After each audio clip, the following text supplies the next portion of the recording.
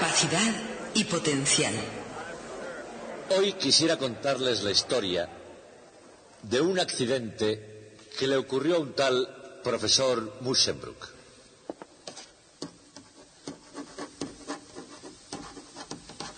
De la Universidad de Leiden en el año 1745. Por aquella época se creía que la electricidad podía ser una especie de fluido, y Musschenbroek quería hacer una solución del fluido eléctrico en agua corriente. Así que un amigo suyo llamado Andreas Cunias, que actuaba como ayudante suyo, cogió una botella de agua como esta que tengo en la mano y le puso un tapón pinchado con una larga aguja. Luego mantuvo la aguja en contacto con el polo de un generador electrostático, algo así como ese, para que el fluido eléctrico pudiera bajar por la aguja hasta el agua y crear la solución.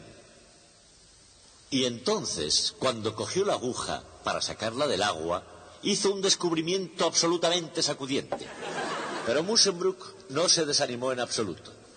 Se encontró a sí mismo como voluntario y continuó su investigación. Y ese descubrimiento, que vino a ser conocido como la botella de Leyden, sería uno de los descubrimientos más importantes del siglo XVIII. Porque antes de esto, la electricidad era una mera curiosidad tan solo, pero después se convirtió en algo auténticamente poderoso.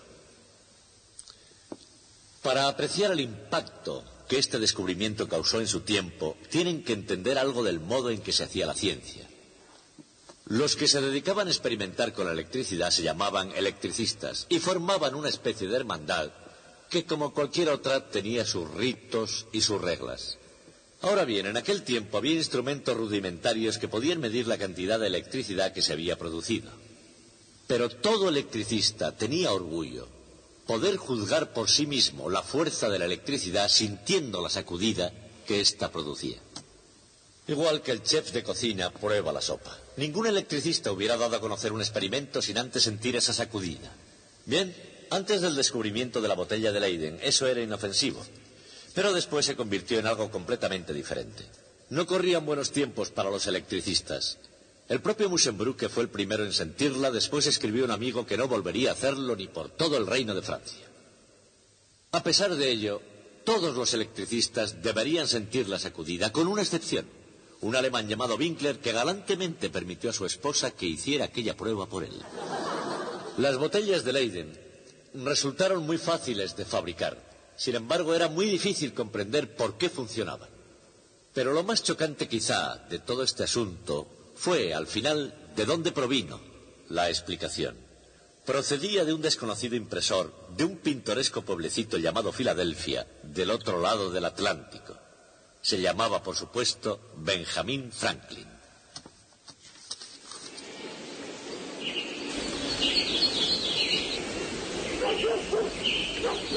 En su tiempo, era conocido por sus compatriotas como el más sabio y más mundano que las recientes colonias podían ofrecer. En Inglaterra y Francia era una figura legendaria y enormemente popular. Hoy en día le recordamos como un hombre de Estado que se interesaba también por la ciencia. De hecho, era un jugador serio y muy importante en la historia de la ciencia. Y el que fuera con mucho su más importante trabajo científico tuvo que ver con la electricidad. A finales del siglo XVIII, la gente por todo el mundo estaba fascinada con el fenómeno de la electricidad. Dicen que en Japón la gente formó una larga hilera, cogidos todos de la mano, y por último un valiente tocó algo llamado condensador. Desde luego, puede que eso solo haya sido un rumor, porque en los días en que Benjamin Franklin paseaba por las calles de Filadelfia, casi todo el conocimiento científico del mundo sobre la electricidad podía caber en una botella de Leyden.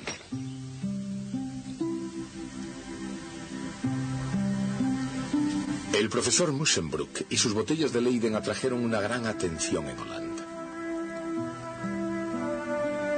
Y con los aparatos del señor Caberson, el profesor von Marum llevó a cabo el trabajo en la década de 1780. Pero más allá de los laboratorios, en particular al llegar hasta el famoso profesor de Filadelfia, el asunto de la electricidad sería positivamente peligroso.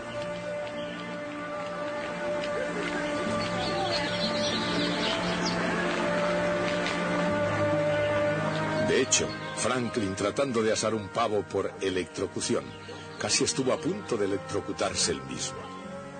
Franklin describió los peligros de la electricidad en sus propias palabras. Parecía un soplo del universo por todo el cuerpo, seguido de un violento temblor en el tronco. Se me inflamó la mano. Mis brazos y la parte de atrás del cuello quedaron de alguna manera entumecidos y el esternón dolorido durante una semana. Evidentemente Franklin había descubierto cómo no se deben hacer experimentos eléctricos. Para las crónicas, sin embargo, este error fue tan extraño como el propio hombre. Después de todo, él fue el primero en publicar una teoría sobre carga eléctrica y fuerza eléctrica. Más tarde se elaborarían los detalles, pero, hablando en términos modernos, ¿hacia dónde se dirigía Franklin? En la proximidad de una carga positiva, la fuerza eléctrica repele a una carga de prueba positiva. Es necesaria una fuerza exterior para aproximar más la carga, realizando trabajo contra la fuerza eléctrica. Trabajo positivo si el movimiento tiene una componente opuesta a la fuerza eléctrica. Trabajo negativo si tiene una componente a lo largo de la fuerza. Y ningún trabajo en absoluto si el movimiento es perpendicular a la fuerza eléctrica. El trabajo neto se calcula integrando el producto escalar de la fuerza eléctrica por el vector desplazamiento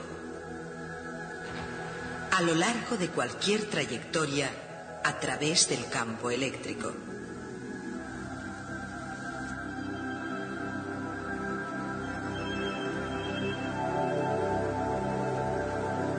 Ese trabajo neto es igual a incremento de U, el cambio en la energía potencial de la carga de prueba. Por supuesto, la fuerza eléctrica es la carga de prueba multiplicada por el campo eléctrico. Así, el cambio en la energía potencial es igual a la carga de prueba multiplicada por algo que depende solo de la trayectoria a través del campo. Ese algo, incremento de V, recibe el nombre de diferencia de potencial eléctrico y se mide en voltios. El potencial eléctrico o voltaje depende solo de la posición en el campo eléctrico. La diferencia de potencial es igual a menos la integral de E escalar diferencial de R a lo largo de cualquier trayectoria que una dos puntos.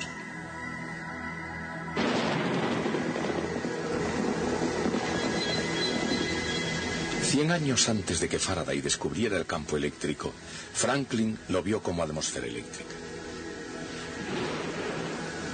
Según su teoría, la atmósfera surgía de un fluido eléctrico que penetraba todos los objetos sobre la Tierra.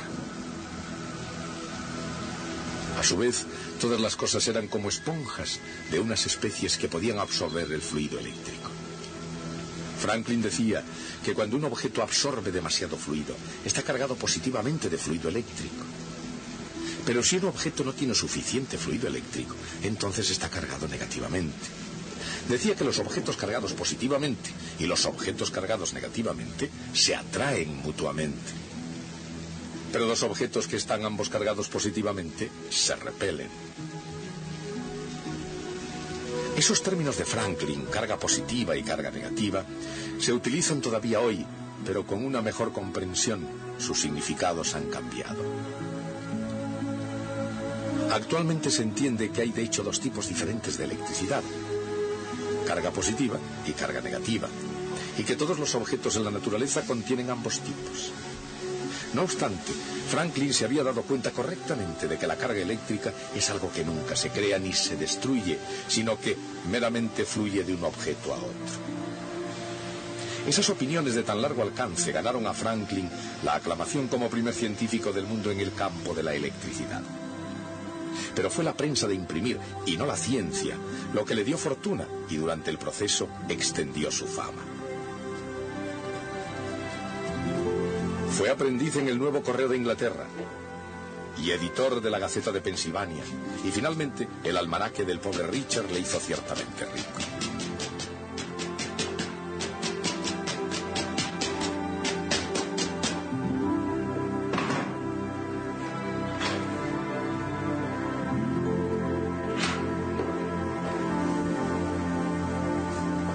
Aunque en 1748 dejó el negocio para dedicarse enteramente a la ciencia, por las venas de Franklin fluyó una buena cantidad de tinta de imprimir durante el resto de su vida.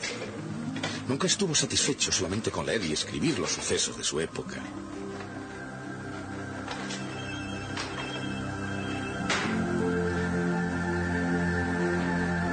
Y cuando llegó la historia de América, Franklin prefirió salir a hacerla él mismo.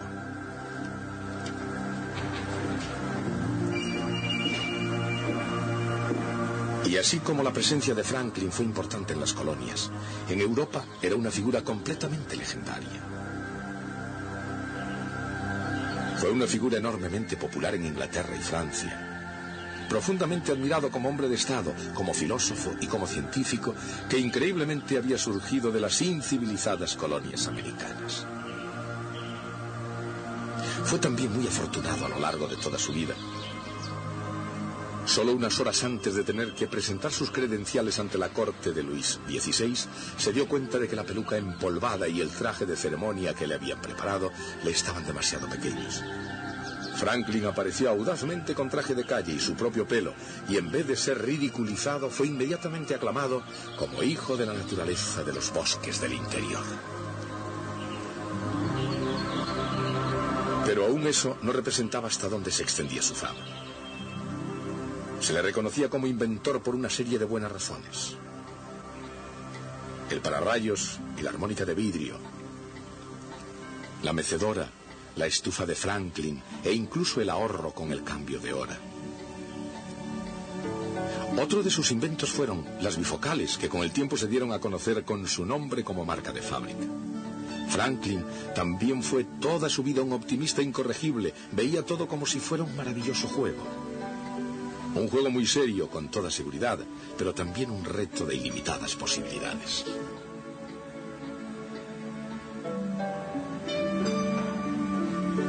¿Qué se siente al flagelar un torbellino de aire con un látigo o al cazar relámpagos con una cometa? Franklin era el único hombre sobre la Tierra que podía responder a esas preguntas por propia experiencia. Sobre el mar o sobre la tierra, Franklin estudió todo lo que su mente podía captar y escribió todos sus trabajos con mucho detalle. En parte, Franklin fue llamado doctor por sus escritos sobre la enfermedad y la práctica de la medicina. Suministró, como otros, electrochoques para el tratamiento de la parálisis y de sus diversas formas. Sin embargo, a diferencia de sus contemporáneos médicos, concluyó finalmente que el único beneficio de tal tratamiento de choques venía del ejercicio que los pacientes realizaban caminando hasta y desde su casa para ser visitados. Pero desde un punto de vista científico, lo más excitante fue, y continúa siendo, su agudeza sobre el propio fluido eléctrico. Aunque retrospectivamente no sea difícil encontrar 2 o 3 imperfecciones en la teoría del Dr. Franklin, fue su teoría la más avanzada de su tiempo y en su conjunto era correcta. Su fluido eléctrico contenía la chispa de las cosas por venir.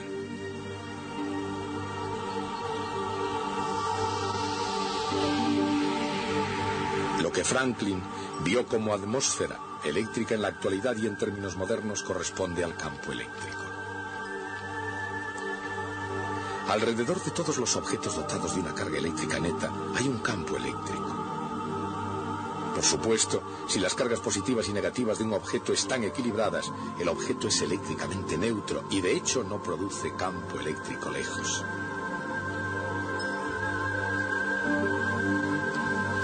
Pero incluso además el campo electrostático en el interior de cualquier pieza de metal es cero, lo que significa que una carga de prueba no sufriría ninguna fuerza en absoluto en el interior de la pieza de metal.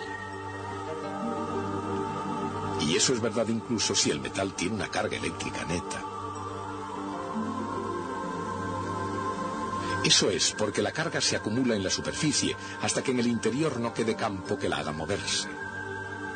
Por supuesto, conductores cargados eléctricamente crean campos eléctricos fuera de ellos mismos.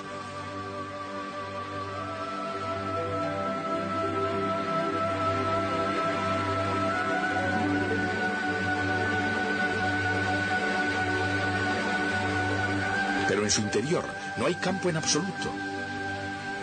Y como entre dos piezas de metal cargadas eléctricamente con cargas de signo contrario hay campo eléctrico, entre ellas tiene que haber una diferencia de potencial.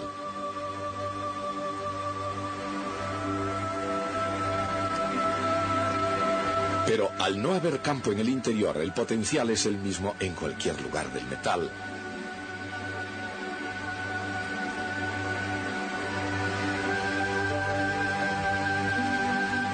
De modo que cada pieza de metal es una región de potencial constante.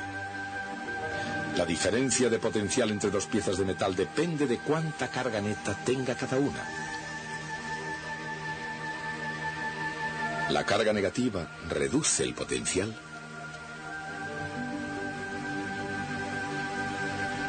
y la positiva lo aumenta.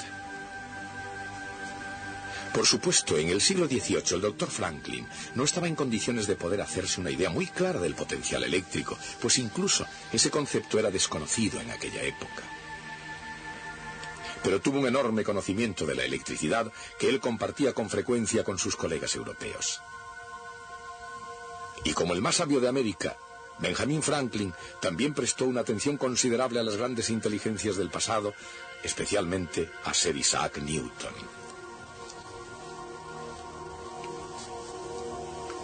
Franklin estaba bien informado de la teoría de Newton de la gravitación universal y sabía que la fuerza de la gravedad de Newton une el universo al hacer que las masas se atraigan unas a otras.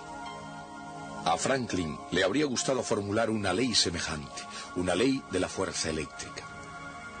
Pero no funciona porque, al contrario de la gravedad, hay dos clases de carga eléctrica.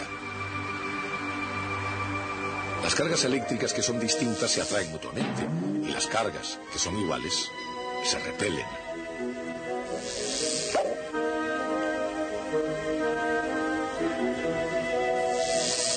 Esa es una razón por la cual una pila ordinaria tiene la capacidad de crear un campo eléctrico. Cuando se conecta una pila entre dos piezas de metal, hace que la carga fluya de una a otra, hasta que la diferencia de potencial entre ambas sea igual al voltaje de la pila. Eso crea un campo eléctrico entre ellas.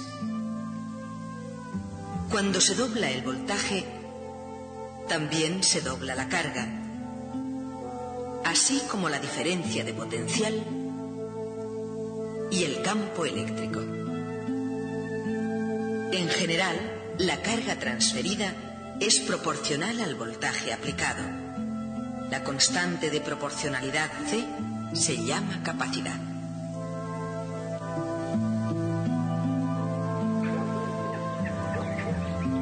Mucho antes de que existiera un condensador moderno, y mucho menos los medios y las matemáticas para poder ilustrar cómo funciona, todo el mundo conocía los relámpagos. Pero para descubrir en el mundo de las ciencias naturales el papel de los relámpagos, había que seguir a Benjamin Franklin en su estudio de la propia electricidad. De todos los electricistas del siglo XVIII, solo Franklin había visto los rayos en su realidad. Enormes chispas de electricidad, no diferentes del tipo de las que él podía crear en su laboratorio. Sobre el papel había una base para su teoría. Primero se tiende una barra metálica, el pararrayos, desde el tejado de un edificio. Después se coloca un alambre junto al pararrayos. En teoría, la barra extraería algo de electricidad del cielo tormentoso y saltaría una chispa desde el metal al alambre. Estas instrucciones ya se habían impreso en Inglaterra antes del experimento. Thomas François Dalibard las había seguido al pie de la letra y a las afueras de París llevó a cabo el experimento con éxito. Franklin, desde luego, no sabía nada de esto cuando se enfrentó con el poder de la madre naturaleza, y en todo caso, cuando le llegó el momento de poner en práctica su propia teoría, lo hizo de una forma mucho más peligrosa. En vez de utilizar un pararrayos para atraer la electricidad del cielo, utilizó una cometa. Un simple aparato hecho con unas varillas y un pañuelo de seda. Y en lugar de un alambre separado, sujetó una llave de metal a la cuerda de la cometa. En la fatídica noche del experimento observó unos hilos sueltos colgando de la cuerda de la cometa. Entonces, tal y como había previsto valientemente, las chispas saltaron. Y cuando pasaron de la llave a sus desnudos nudillos, Franklin sintió entonces algo que ya nunca podría olvidar. Pero en realidad, el más grande descubrimiento de Franklin no se hizo realmente con rayos. Se hizo con botellas de Leyden. Con ellas, más que con un cielo tormentoso, Ben Franklin revolucionó la ciencia de la física. Otros físicos suponían que cuando cargaban de electricidad una botella, le estaban añadiendo grandes cantidades de electricidad. Pero Franklin sabía más. Y con su conocimiento fue el primero en comprender cómo funcionaba un condensador. Se dio cuenta de que el fluido eléctrico no se creaba ni se destruía, simplemente fluía de un lugar a otro. En una botella de Leyden fluía desde el conducto del interior de la botella al conducto del exterior. Dicho de otra forma, la botella de Leyden fue el más primitivo condensador eléctrico.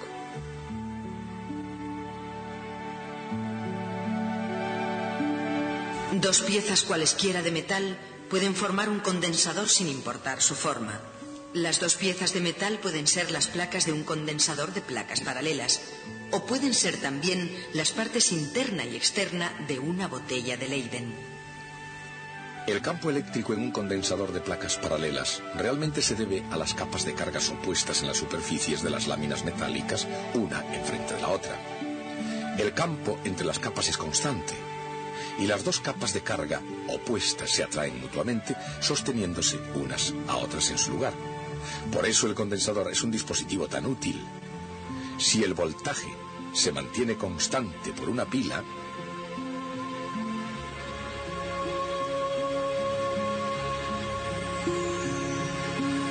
la carga y por tanto la capacidad cambia inversamente a la distancia entre las placas y es directamente proporcional al área de las mismas.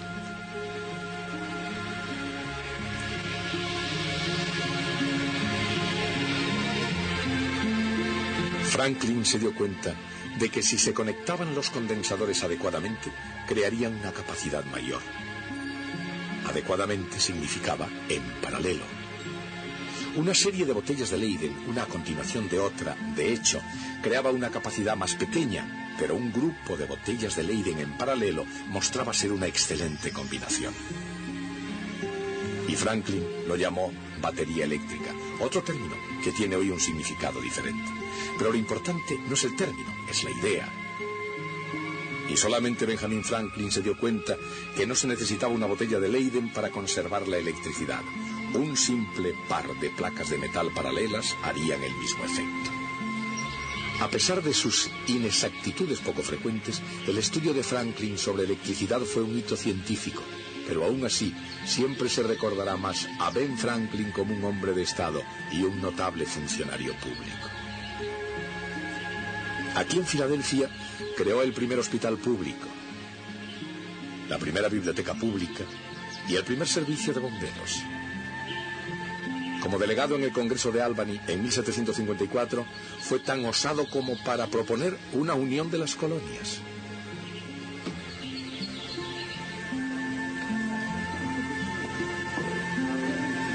Por una innumerable cantidad de razones, Benjamin Franklin fue, y sigue siendo, un tesoro nacional, un monumento a la ilimitada promesa de la democracia. En esta habitación, con el esmero de un erudito y la moderación de un estadista, fijó el curso y moldeó los ideales de una nación recién nacida. Pero como científico, Ben Franklin fue el más importante de los filósofos de las ciencias de la naturaleza. No solo entonces, sino hoy en día, por todo el mundo de la ciencia. Franklin era muy listo. Tal vez su más inteligente invento fuera el pararrayos. Pero no fue el único en inventarlo. Tenía un competidor en Inglaterra que también inventó uno, y ambos no estaban de acuerdo en un cierto detalle. Franklin pensaba que los pararrayos deberían terminar en punta, y su competidor inglés pensaba que deberían terminar en cabezas redondas. Resulta que Franklin tenía razón, era correcta su idea. Pero en aquel tiempo Estados Unidos e Inglaterra no estaban en buenas relaciones. Era la guerra de la Revolución.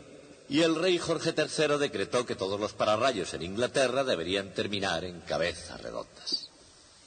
Lo que Jorge había intentado hacer era cambiar una ley de la naturaleza mediante un real decreto. Y por supuesto eso no se puede hacer, tiene que aprobarlo el Parlamento. Antes de la invención del pararrayos, una tormenta con truenos era un fenómeno absolutamente aterrador. No había forma de protegerse. Generalmente en las ciudades, cuando se sabía que se acercaba una tormenta, hacían sonar las campanas, porque creían que así podrían ahuyentarlas. Pero los campanarios eran ordinariamente los puntos más altos. Por eso, con frecuencia, el rayo caía en la campana, bajaba por la húmeda cuerda y despachaba al campanero. La invención del pararrayos fue la primera demostración de que una interpretación teórica de la ciencia podía conducir al dominio de las grandes fuerzas de la naturaleza. El impacto psicológico de ese descubrimiento continúa entre nosotros hasta hoy. Seguiremos esta historia el próximo día.